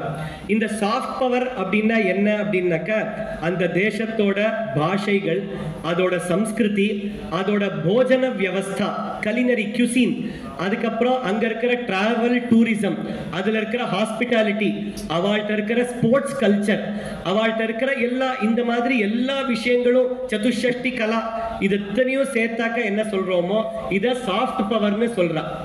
இதுலயும் இண்டெக்ஸ் போட்டு எந்த தேசம் மேல இருக்கு எது கீழ இருக்கு அப்படின்லாம் சொல்லி ஒரு லிஸ்ட் வருஷா வருஷம் பப்ளிஷ் பண்றா. சோ இந்த மாதிரி இது சாஃப்ட் பவர். அதுவே ஹார்ட் பவர் அப்படின்னா என்ன அப்படிங்கறச்சே ரெண்டு விஷயம் தான் சொல்றா. ஒன்னு ஃபைனான்ஸ், இன்னொன்னு டிஃபென்ஸ். அத ராமர் கிளியரா எடுத்து ஒரு ஸ்லோகத்தை சொல்றார். ஈஸ்வஸ்திர வர சம்பன்னம் ஒரே ஸ்லோகத்துல, அர்த்தசாஸ்திர விசாரதம். எதுக்கு அந்த மாதிரி ரெண்டுத்தையும் சொன்னார்னு அன்னைக்கு புரிஞ்சிருக்காது ப்ராபபிலி அவளுக்கு, இன்னைக்கு நமக்கு புரியுறது. எப்படின்னாக்க, இஷு அஸ்திர வர சம்பன்னம் அப்படின்னா மந்திரபூர்வகமான அஸ்திரங்களாட்டம், அமந்திரகமான சஸ்திரங்களாட்டம், ரெண்டுத்திலையும் தெரிஞ்சவரா இருக்கிற ஈஸ்வஸ்திர வர சம்பன்னம், அர்த்தசாஸ்திர விசாரதம், ரெண்டு மினிஸ்டரியும் ஒத்தரிட்டே இருக்கணும் அப்படின்னு ரெக்கமெண்டேஷன் கொடுக்கிறார் ராமர். எதனால அப்படின்னாக்க, ஃபைனான்ஸ் தெரியாதவர்கிட்ட டிஃபென்ஸ் கொடுத்தாக்க நல்ல பலமா இருப்பார், திடீர்னு கோபம் வந்துருச்சுன்னா நாளைக்கு யுத்தத்துக்கு போயிடுவார், அங்க சமுத்தானம் சர்வத்தகன் பண்ணிடுவார். அதே அவர் ஃபைனான்ஸ் புரிஞ்சாக்க, இந்த யுத்தம் பண்றதுனால என்ன லாப நஷ்டங்கள் எனக்காக போறது, அவளுக்காக போறது, உலகத்துக்காக போறது, அதனால எனக்காக போறதுன்னு கொஞ்சமாவது யோசிப்பா. பெரிய பெரிய நாயக்கால்னு சொல்றோம் ரஷ்யாதி தேசங்கள்ல, கொஞ்சம் கூட யோசிக்காம திடீர்னு ஒரு யுத்தத்தை ஆரம்பிச்சிடுறா. அதனால லோகமே நீ கஷ்டப்பட்டு இருக்கு. சோ அதனாலதான் ஈஸ்வஸ்திர வரசம்பன்னம் அர்த்தசாஸ்திர விசாரதம். இதுவே வெறும் அர்த்தசாஸ்திரம் ஒத்தன்ட்ட இருந்தாக்க, நிறைய பைசா இருந்தாக்க எப்படியாவது பைசா கொடுத்து அவளை வாங்கிடலாம் அப்படி எப்படின்னு இந்த மாதிரி குதந்திரங்களே யோசிச்சுட்டு இருப்பான். தன்னோட பலத்திலேயே ஒரு விசுவாசம் இருக்காது அவளுக்கு. வேணுங்கிறச்சே ஒரு சர்ஜிக்கல் ஸ்ட்ரைக் பண்ண மாட்டாவா. அதுவே ரெண்டும் ஒத்தரட்ட இருக்கிறச்சே, எப்ப பணத்தை யோசிக்கணும், தரத்தை யோசிக்கணும், எப்ப போய் நம்ம சர்ஜிக்கல் ஸ்ட்ரைக் பண்ணி அவளுக்கு ஒரு பாடத்தை காமிக்கணும் அப்படின்னு ரெண்டுத்தையும் பண்ண முடியும்.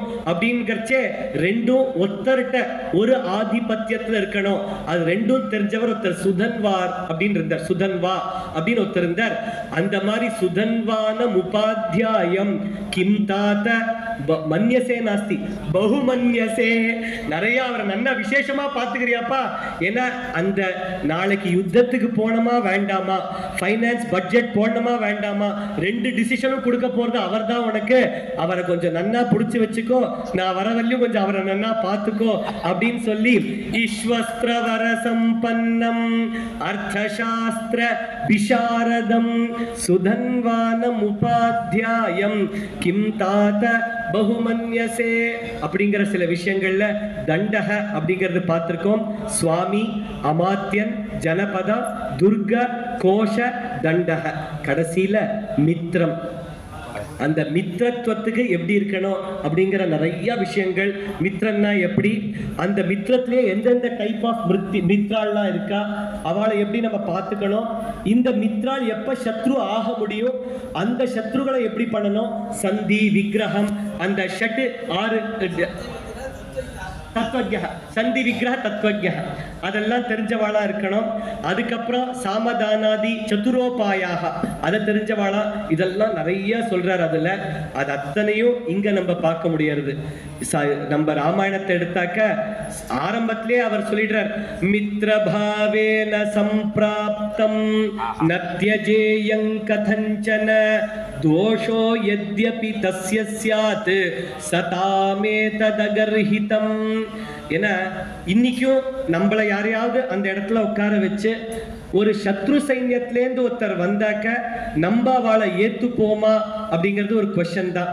இன்னைக்கு பக்கத்துல இருக்கிற ஒரு சத்ரு தேசம் இருக்கு, அங்கேருந்து யாரோ ரொம்ப வினயமா நிஜமான ஜெனுவினா இருக்கிறவா ஒருத்தர் வந்தா அப்படின்னாலும் நமக்கு அந்த தைரியம் வராது. அதுக்கு ராமர் வழிகாட்டினார். மித்ரபாவேன சம்பிராப்தம் நத்யஜேயம் கதஞ்சன, எப்படி வேணா ஆட்டம், தஸ்ய தோஷோ யத்யபி தஸ்ய ஸ்யாத், அவன்கிட்ட என்ன தோஷம் இருந்தாலும் அதுக்குதான் ஆச்சாரியால் சொல்ற மாதிரி அனுகிரக தேவதா. ஏன்னா அவள்கிட்ட என்ன தோஷங்கள் இருந்தாலும் அவள்கிட்ட என்ன யோக்கியதா இல்லைனாலும் அனுகிரகமான கிரந்தன், அனுகிரகமான ஆச்சாரியால், அனுகிரகமான க்ஷேத்திரங்கள் நமக்கு அனுகிரகம் கொடுத்துரும்.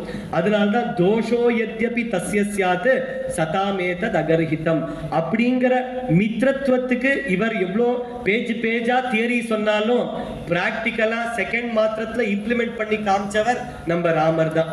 அதுல சக்ருதேவ பிரபன்னாய தவாஸ்மீதி ச யாச்சதே அபயம் சர்வபூதேப்யஹ ததாம்யேதத் வ்ரதம் மம.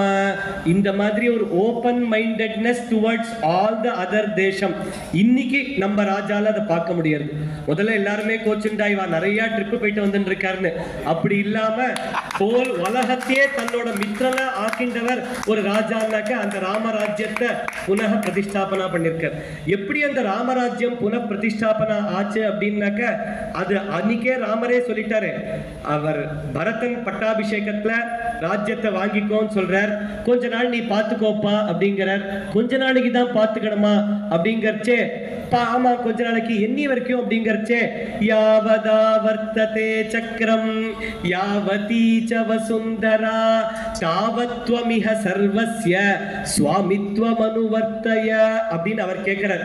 எது வரைக்கும் இந்த பூமி சுத்திண்டு இருக்கோ, இந்த சூரிய சந்திர தாரகாலாம் இருக்கு, இந்த கேலக்சி அப்படி சஞ்சாரமா எல்லாமே இருந்துட்டு இருக்கோ அப்படின்னா அடுத்த பிரளயம் இருக்கு வரைச்சோ அது வரைக்கும் நீ ஸ்வாமித்வம் இஹ சர்வஸ்ய அனுபாலய ததேஹி பிரதிஜக்ராஹ அப்படின்னு சொல்லி பிராமிஸ் பண்ணி கொடுத்துட்டார் ராமர். அப்படின்னா என்ன அர்த்தம்? இன்னைக்கு யாரு who is the raja of this world அப்படின்னு கேட்டாக்கா ஒன் மார்க் क्वेश्चन ராமா அப்படின்னு ஆன்சர் எழுத முடியும். ஏன்னா அங்கே ராமாயணத்திலே பிரமாணத்தோட இருக்கு நமக்கு. அவர் அப்பாயிண்ட் பண்ண யாரோ ஒரு சில ராஜா எல்லாம் இன்னைக்கு மினிஸ்டரோ பிரைம் மினிஸ்டரோ பிரசிடென்ட்டோ அந்தந்த தேசத்துக்கு ஏதோ பண்ணிட்டு இருக்காளே தவிர இன்னைக்கும் அந்த ராம ராஜ்யம் தான் இருக்கு அப்படிங்கிற விஷயங்கள்லாம் நமக்கு இதுல தெரியறது. இந்த மாதிரி அர்த்த சாஸ்திரங்கள்ல இருக்கிற அப்படிங்கிற இந்த ஒரு அர்த்த சாஸ்திரங்களோட சப்தாங்கமும் இது ஒரு திருஷ்டாந்தம் தான். தட் இஸ் அர்த்த சாஸ்திரத்துல இந்த மாதிரி பல விஷயங்கள் சொல்லியிருக்கா. அந்த பல விஷயங்களுக்கும் ராமாயணம் ஒரு திருஷ்டாந்தமா எதிர்காட்டியா பிராக்டிக்கல் கேஸ் ஸ்டடியா அமைஞ்சிருக்கு அப்படிங்கறத பத்தியே ஒண்ணு பண்ணலாம். கேவலம் ராமாயணம் கிடையாது. நேத்திக்கு சொன்ன மாதிரி மகாபாரதத்துல 8000 ஸ்லோகங்கள் அப்படின்னு நேத்திக்கு ஆச்சாரியர் சொன்னார். அந்த ஸ்லோகங்கள் சாந்தி பர்வா, சபா பர்வா, அனுசாசனிக பர்வா போயிட்டே இருக்கு. அதுல அது எல்லாத்துலயும் இருக்கிற விஷயங்கள். அதே மாதிரி பஞ்சதந்திரம் அப்படிங்கிற கிரந்தம் எடுத்துட்டாக்க, மனுஸ்மிருதி யாக்ஞவல்க்ய ஸ்மிருதி எடுத்துட்டாக்க, வியவஹார மயூகஹ, மானசோல்லாசஹ, நீதி வாக்கியாமிருதஹ, சுக்ர நீதி, ப்ரஹஸ்பதி நீதி இதெல்லாத்தையும் திருப்பியும் எழுதியிருக்கா. முதல்ல எழுதின சுக்ர நீதி ப்ரஹஸ்பதி நீதிலாம் அழிஞ்சு போயிடுத்து, லுப்தமாயிடுத்து. அதுக்கப்புறமா வந்த யாரோ இன்னும் கொஞ்சம் சில விஷயங்கள் எடுத்துட்டு இருக்கா.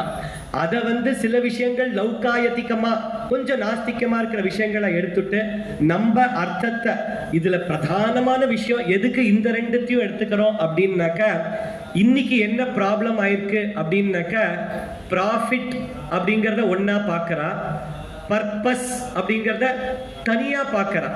தட் இஸ் ப்ராஃபிட்டும் தர்மமும் ரெண்டா பார்க்கறா. ஸோ இந்த கம்பெனி ப்ராஃபிட் பண்ணிட்டு இருக்கு. அவ சஸ்டைனபிலிட்டி இஎஸ்ஜி ரிப்போர்ட்டிங்லாம் நிறைய கொண்டு வந்திருக்கா. நான் ப்ராஃபிட்டும் பண்ணிட்டு இருக்கேன், கொஞ்சம் தர்மமும் ஆச்சரணம் பண்றேன் அப்படின்னு காமிக்கணும் அப்படின்னு நியமமா எடுத்துட்டு வந்திருக்கா. பட் நம்ம ராமாயணாதி கிரந்தங்கள்ல பார்த்தாக்க அர்த்தம் தர்மாதாரிதம் ஏவ. அது தர்மாதாரிதமா அர்த்தம் இல்லைன்னா அதுக்கு அர்த்தம்னு பேர் இல்ல, பாபம்னு பேரு அப்படின்னு கிளியரா கொடுத்துட்டாவா. அதை இவா தப்பா புரிஞ்சுட்டு வெறும் அர்த்தத்தை பின்னாடி போயிருக்காளே தவிர, so they are not managing அர்த்த சாஸ்திரா, they are managing பாப Sastra. So they should not tell we followed economics. So இந்த ரெண்டுத்தையும் சேர்த்து பார்க்கறச்சே நமக்கு என்ன ஃபர்ஸ்ட் புரியுது அப்படின்னாக்க, அர்த்த சாஸ்திரத்தை படிக்கிறச்சே தர்மத்தோட அடிப்படையில தான் இந்த அர்த்த சாஸ்திரத்தையே நம்ம பார்க்கணும். அந்த அடிப்படையில தான் இந்த அர்த்த சாஸ்திரத்தை எடுத்துட்டு போக முடியும். அப்படி இருந்தாதான் நிறுவனத்தையோ தேசத்தையோ நடத்த முடியும். அப்படிங்கிறது தான் இந்த ரெண்டு கிரந்தத்தோட சமன்வயம் ஒரு பாடமா நமக்கு கொடுக்கிறது. அதுலயும் இந்த அர்த்த சாஸ்திரம்னா என்ன அப்படிங்கிறது இன்னைக்கு காலம்பர ஆச்சாரியா தீக்ஷர் மகோதயா இன்னைக்கு ஒரு தடவை சொல்லி கொடுத்தா.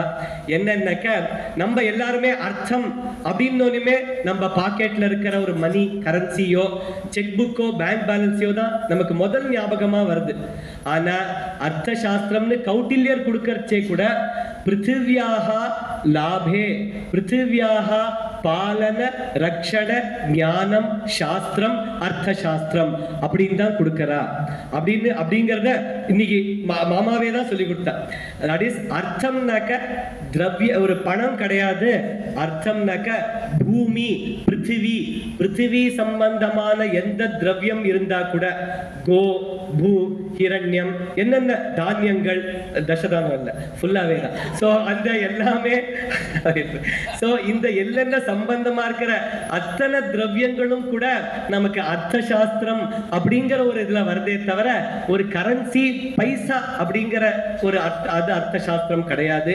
பூர்ணத்துவமா பார்க்கணும் நம்ம இந்த அர்த்த சாஸ்திரத்தை.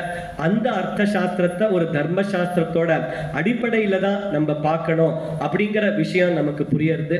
சோ இந்த மாதிரி இருக்கிற ஒரு ராமராஜ்யம் இந்த அர்த்த சாஸ்திரத்தோட ஞானத்தை நம்ம இன்னைக்கு இருக்கிற ஸ்கூல் புக்லயோ டெக்ஸ்ட் புக்லயோ காலேஜ் புக்லயோ நம்ம காமர்ஸ் படிக்கிற பசங்களுக்கோ சிஏலயோ சிடபிள்யூலயோ இதை கொண்டு வரணும் அப்படிங்கிற ஒரு பிரயத்தனம். அதே மாதிரி இன்னைக்கு நம்ம குழந்தை எல்லாம் ஃபாரின்ல போய் MBA மேனேஜ்மெண்ட் படிக்கிறா. அதே ஃபாரின் குழந்தைகள் நம்ம தேசத்துக்கு வந்து இந்தியன் மேனேஜ்மெண்ட் வே அப்படிங்கறத படிக்கணும். நம்ம இந்தியன் மேனேஜ்மெண்ட் அதுல இந்த ராமாயணத்தையும் அர்த்த சாஸ்திரத்தையும் இந்த பாகவதத்தையும் படிச்சு இத 2 வருஷம் கோர்ஸா படிச்சு எப்படி ஒரு நிறுவனத்தை நடத்தணும், தர்மபரமா அர்த்தபரமா நன்னா நடத்தணும் அப்படின்னு அவ கத்துக்கணும். இந்தியன் வே ஆஃப் மேனேஜ்மெண்ட்டை எஸ்டாப்ளிஷ் பண்ணணும் அப்படிங்கிற சில சிந்தனத்தோட நமக்கு பெரியவாள்லாம் உபதேசிச்சிருக்கா. இந்த நம்ம நிறுவனம் வியோமால யாரு அட்வைசர் இருக்காளோ அவ சொல்லியிருக்கா, உங்க வியோமா மூலியமா சம்ஸ்கிருதத்தையும் எடுத்துன்னு வரச்சே அந்த சம்ஸ்கிருத ஞானம் இந்திய ஞானத்துக்கு எப்படி உபயோகமா அப்ளைடு சான்ஸ்கிரிட் ஸ்டடீஸா ஆக முடியுமோ அப்படி கொண்டு வாங்கன்னு சொன்னதுல அதுலயும் நம்ம பூர்வமா வேலை பண்ணின ஒரு அனுபவத்துல குரு சொன்ன இதிகாச புராணங்கள் கொடுத்த 9ஆம் கிளாஸ்ல அவர் கொடுத்த அந்த இதிகாசம் கையில கொடுத்த பாகவதமோ எல்லாத்தையும் சேர்த்து எப்படி கொண்டு வர முடியும் அப்படிங்கிற ஒரு பிரயத்தனம் தான். இந்த ஒரு பால பிரயத்தனத்தையும் பூர்ணமா ஆச்சாரியரோட திருவடிகளில் சமர்ப்பிச்சு வழி மடங்கிறோம். ஸ்வஸ்தி பிரஜாபிய பரிபாலயந்தாம் நியாயேன மார்கேண மஹீம் மஹீஷாஹ கோப்ராஹ்மணேப்ய சுபமஸ்து நித்யம் லோகா சமஸ்தா சுகினோ பவந்து.